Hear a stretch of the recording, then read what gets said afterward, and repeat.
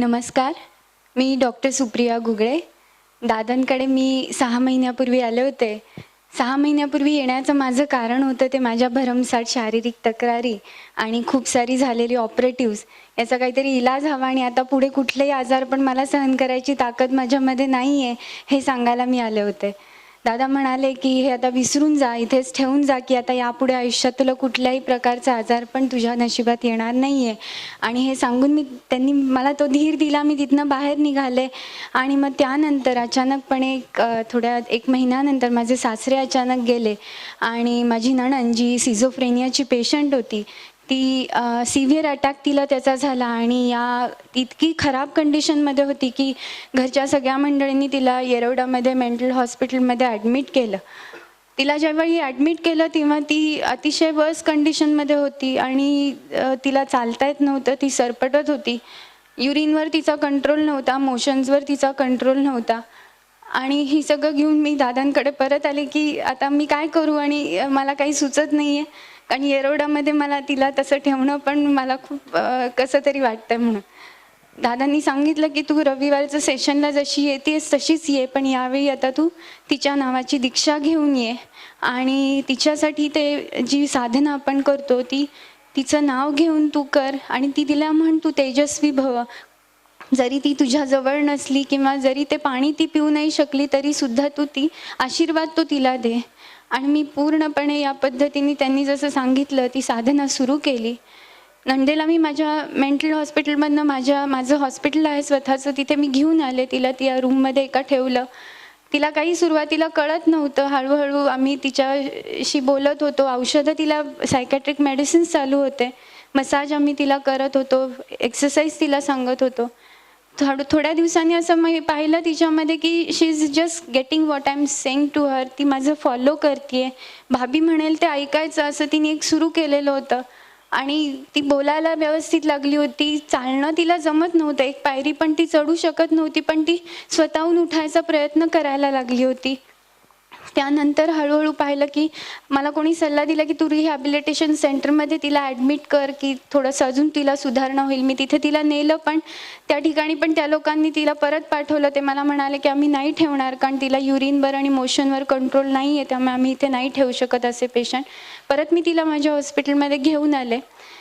चालू होती साधना. विश्वास माझा पूर्णपणे मी दादांवर ठेवलेला होता, पण मिरॅक्युलसली 3 महिन्याची माझी साधना पूर्ण व्हायच्या आतच माझी नणंद ठणठणीत बरी झाली.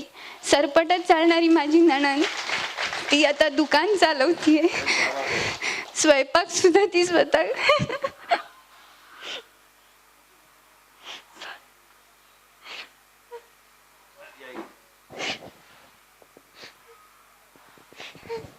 तुम्ही डॉक्टर आहात.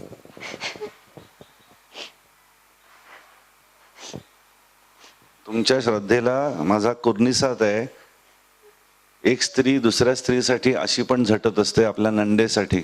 मला आता ह्या सगळ्यांनी सांगितल्यानंतर मला आठवलं की ते आपल्या नंदेसाठी आली होती. म्हणाले की डॉक्टर मी नाही ठेवणार तिला वेड्याच्या हॉस्पिटलमध्ये, मी नाही हे पाहू शकत, ती मला बरी झालेली पाहायची. अशी पण नंदेवरती प्रेम करणारी भावजाई असते. आपण टी व्ही सिरियलमध्ये बघून आपल्या मनामध्ये विकृत भाव निर्माण झालेले आहेत. नणंद भावजाई म्हणजे फक्त तू माय तर असं नाही आहे. तुम्ही जे श्रद्धेने केलेलं आहे त्याला माझा एकदा नाही हजारदा सलाम आहे. कारण शक्ती सगळेजण घेत आहेत, तुम्ही ती श्रद्धेने वापरताय. आणि मी जे नेहमी सांगतो ना, शक्ती घेतल्या लोकांचा प्रश्न असतो डॉक्टर किती महिन्यात अनुभव येईल, आणि मला घाणेरडं बोलावं लागतो कमीत कमी 4 महिने लागतील. हे मला टाळायचं असतं, कारण मला माहिती आहे शक्ती घेतलेल्या माणसाने जर श्रद्धेने केलं तर त्याला त्या क्षणी दुसऱ्या दिवशी सद्गुरू तुझा भेटू शकतो तुला. पण एकदा का माया तोंडून घाणेरडं वधवलं अशा लोकांना बरं नाही वाटत. नाही ते सगळं ठीक आहे, पण एकदा जरा साधारणतः टाइम जरा सांगितलं तर बरं होईल. कपाळ माझं फुटतं त्यावेळेला, पण मग बोलतो बाबा कमीत कमी 4 महिने लागणार आहेत. हो का, बरं 4 महिने, मग 1 दिवस नाही ऐकलं तर चालेल का? 50 प्रश्न नंदनखडेला. मग बाहेर गावी गेलो तर काय, मग प्रवासात काय करायचं? म्हणजे मुळात सुरू करायच्या आधीच एवढ्या शंका आणि सगळी संकट ओढून घेतात ही माणसं. हे का घडतं? कारण त्यांचं कर्म त्यांना सोडायला तयार नसतं. म्हणून प्रथम ग्रासे मग शिकापात असा होत असतो. पण ही स्त्री महान आहे. तुम्हाला माझा खरोखर नमस्कार. यू आर सिम्पली ग्रेट, दुसरा शब्द नाही माझ्याकडे. ग्रेट. अजून काय असेल ते अनुभव सांगाल? हे सगळं करताना माझ्या शारीरिक तक्रारी खरं तरी मला असं वाटलं की कुठेतरी त्या हरवल्या जातात आणि त्या पण हळूहळू ज्या माझी नी सर्जरी झाली 1 वर्षापूर्वी आणि आता दुसऱ्या नीची सर्जरी करायला लागणार आहे असं पण मला सांगितलं होतं. पण या काळामध्ये खरंच ते पण माझं दुखायचं राहून गेलं आणि मला डॉक्टरांनी सांगितलं आता मला दुसऱ्या गुडघ्याचं ऑपरेशन नाही करायला लागणार आहे. जेवणाबाबतच्या पित्ताच्या ज्या काही तक्रारी दादा म्हणाले असंच करत राहा, विश्वास ठेव, सगळं बरं होणार आहे. आणि मला खरंच तो आता विश्वास वाटतो की निश्चितपणे माझ्या सगळ्या तक्रारी नक्कीच कमी होतील. आणि हा जो अद्भुत अनुभव मला मिळतोय जो मेडिकल सायन्समध्ये मला नाही मिळू शकणार, कधीच नाही.